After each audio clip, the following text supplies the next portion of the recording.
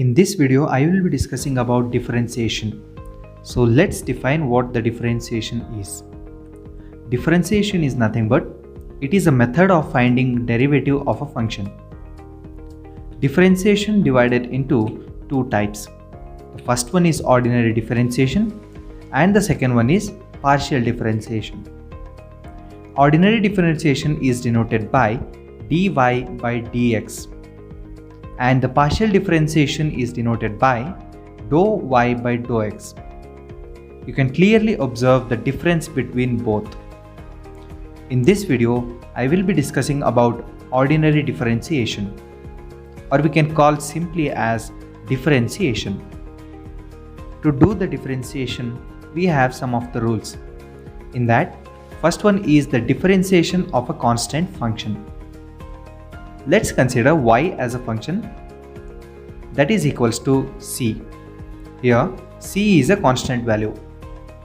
If we differentiate this function y, we will get dc by dx that is equals to 0. It is nothing but differentiation of c is equals to 0. So therefore we can say differentiation of constant function is equals to 0. Let's take an example. In that example, we are considering y is equals to 10.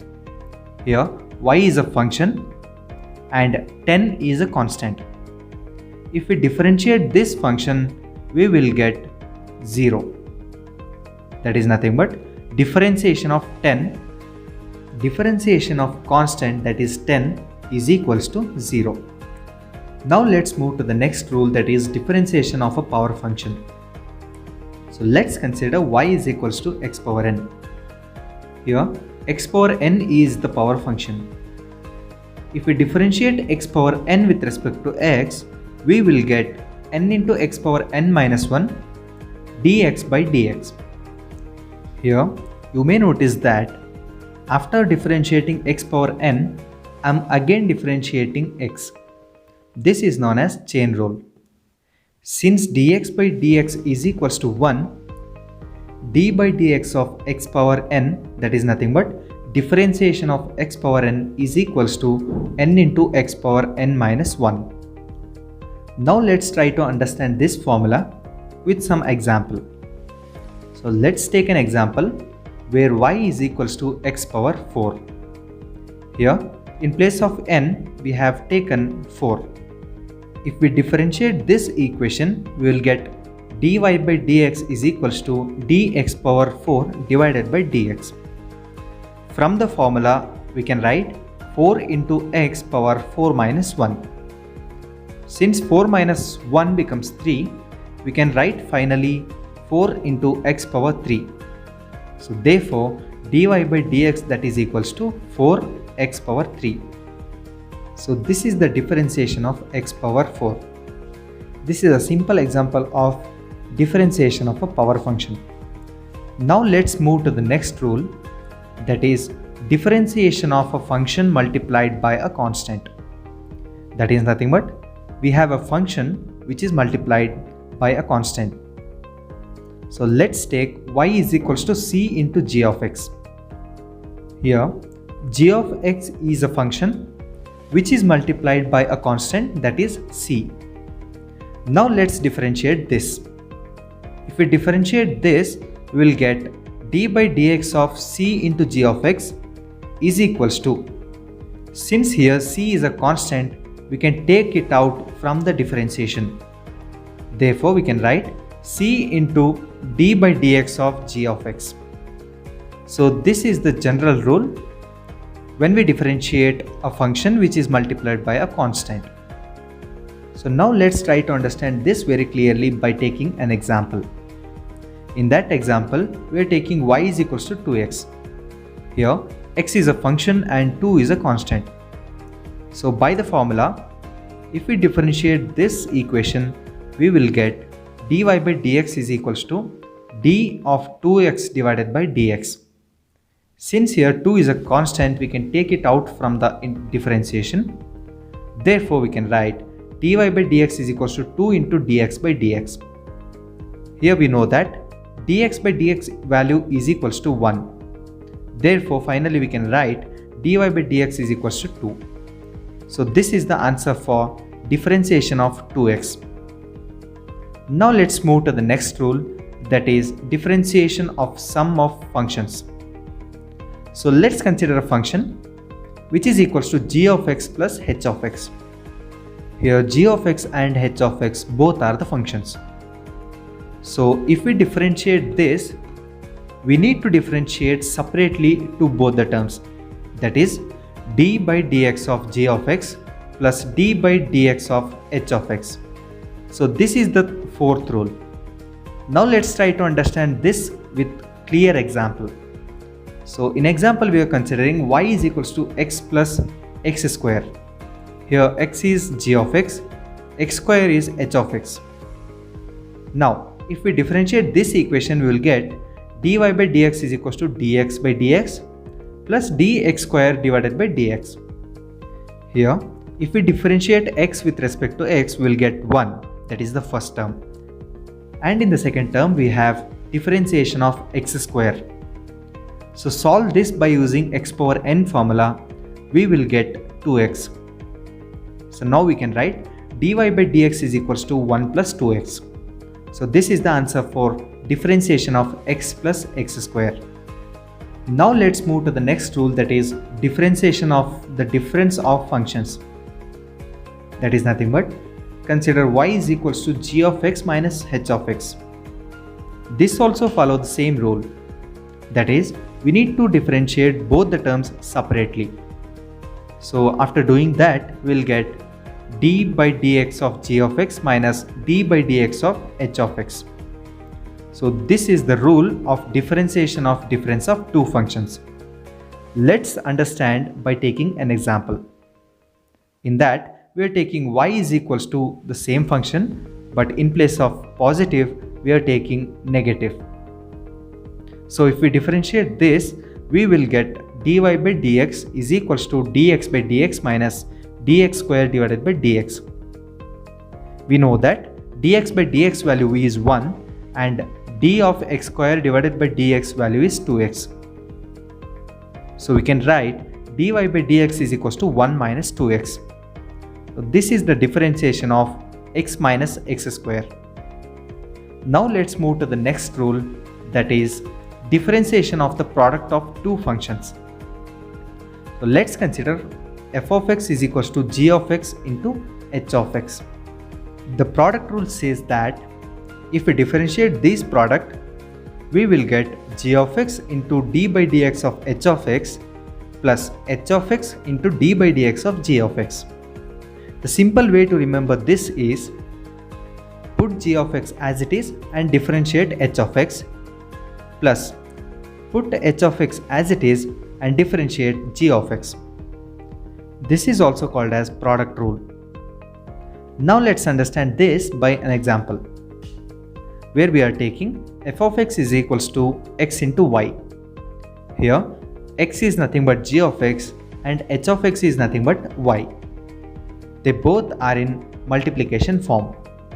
Now let's try to differentiate this. Firstly, let us write x as it is and differentiate y with respect to x. Plus, let's put y as it is and differentiate x with respect to x. In this, we know that dx by dx is equals to 1. Therefore, finally we can write x into dy by dx plus y. This is the differentiation of xy, and this is the product rule. Now let's move to the quotient rule, that is differentiation of quotient of two functions. Quotient is nothing but one function divided by another function. So now let's consider a function that is equals to g of x divided by h of x. So now let's differentiate this. So firstly keep h of x as it is and differentiate g of x with respect to x, minus keep g of x as it is and differentiate h of x with respect to x, and divide whole thing with h of x whole square. So this is the formula for the quotient rule. Now for this also we are taking an example, which is of f of x is equals to x divided by y. Here x is nothing but g of x and y is h of x. So by the formula we can write y as it is and differentiate x with respect to x, minus keep x as it is and differentiate y with respect to x, and whole divided by h of x whole square. Here h of x is nothing but y, so we can write y square. Now if we simplify this, we will get y minus x into dy by dx whole divided by y square. Now let's divide this y square separately. So we can write y by y square minus x by y square dy by dx. So further simplification, we will get 1 by y minus x divided by y square dy by dx. So this is quotient rule. Now let's move to the section where we differentiate special functions. In that, the first one is differentiation of trigonometric functions. So in the first column we are taking f of x, that is the function, and in the second column we are taking differentiation of that function. So firstly, differentiation of sin x will be cos x. Differentiation of cos x will be minus of sin x. Differentiation of tan x is secant square x. And differentiation of cosecant x is minus of cosecant x into cot x. And differentiation of secant x is equals to secant x tan x. Differentiation of cot x is equals to minus cosecant square x. So these are the differentiation of trigonometric functions. Here most of the students get doubt about why differentiation of sin x is cos x. Even I had the same doubt when I was in PUC. So now let's try to prove this. Before going to that, we need to understand what is the first principle of differentiation. So let's understand what the first principle of differentiation says. Let us consider a coordinate system which consists of x-axis and y-axis. In that coordinate system, we are considering a curve. On that curve, let us consider a point A whose coordinates are x, f of x respectively. Here, f of x is a function of x. Let us consider another point, that is point B, which is changing along x-axis about h. So now we can write the coordinates of B as x plus h, and the corresponding y value is f of x plus h. Here we got f of x plus h and f of x. If we subtract this by this, we will get this distance, that is f of x plus h minus f of x. Here f of x plus h minus f of x is nothing but change in y, and h is nothing but change in x. So now if we take the ratio of these two, we will get change in y divided by change in x is equals to f of x plus h minus f of x divided by h. This is called as gradient. But we don't want this gradient. So now let's try to write this equation in some other form. We can write change in y as delta y and change in x as delta x. And now if we apply limit on both the sides, we will get left hand side as dy by dx, that is equals to limit h tends to 0 f of x plus h minus f of x divided by h. So this is the first principle of differentiation. By using this principle, we can find out why the differentiation of sin x is cos x. So now let's consider f of x is equals to sin x. If we replace x by x plus h, we will get f of x plus h is equals to sin of x plus h. Consider this as equation number 2. Now from the first principle of differentiation, we can write dy by dx is equals to limit h tends to 0 f of x plus h minus f of x divided by h. Substitute equation 2 and 1 in this equation, we will get dy by dx is equals to limit h tends to 0 sin of x plus h minus sin of x divided by h. Now from the trigonometry, we know that sin of a plus b is equals to sin a cos b plus cos a sin b. Here in place of a we have x and in place of b we have h. So let's substitute this. We can write sin of x plus h is equals to sin x cos h plus cos x sin h. Let's substitute this in the main equation. We will get limit h tends to 0 sin x cos h plus cos x sin h minus sin x divided by h. In the numerator, we have sin x as common in two terms. So let's take common. We can write limit h tends to 0 sin x of cos h minus 1 plus cos x sin h divided by h. So now here you can observe that we have two terms in the numerator. Let's try to divide h separately. We can write limit h tends to 0 sin x cos h minus 1 divided by h plus cos x sin h divided by h. Now apply limit for these two terms separately. So therefore we can write limit h tends to 0 sin x cos h minus 1 divided by h plus limit h tends to 0 cos x sin h divided by h. So in the first term, if we apply limits, we will get cos h is equals to 1. So in this term, 1 minus 1 becomes 0 and this 0 is multiplied by the whole term.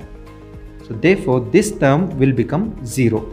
So therefore now write only the second term, that is limit h tends to 0 cos x sin h divided by h. And since here the limit is changing with respect to h, therefore cos x term is a constant term. So take it outside. Therefore we can write cos x into limit h tends to 0 sin h by h. And also from the limit chapter, we came to know that limit h tends to 0 sin h by h is 1. Therefore 1 is multiplied with the cos x and we will get finally dy by dx as cos x. So by this we have proven differentiation of sin x is equals to cos x. Now let's see the differentiation of another special functions that are logarithmic functions. So let's consider function f of x is equals to log x. If we differentiate this, we will get d by dx of log x is equals to 1 by x. That is nothing but differentiation of log x with respect to x is equals to 1 divided by x. So to solve the differentiation of many logarithmic complexes, we need to understand some of the logarithmic properties, which you can see on the right side of your screen. These all properties comes under limit chapter. So just go through that chapter and solve many problems on this. So now let's move to the final one, that is differentiation of exponential functions. So let's consider f of x is equals to e power x. Here e power x is a function which is exponential. So now let's try to differentiate this.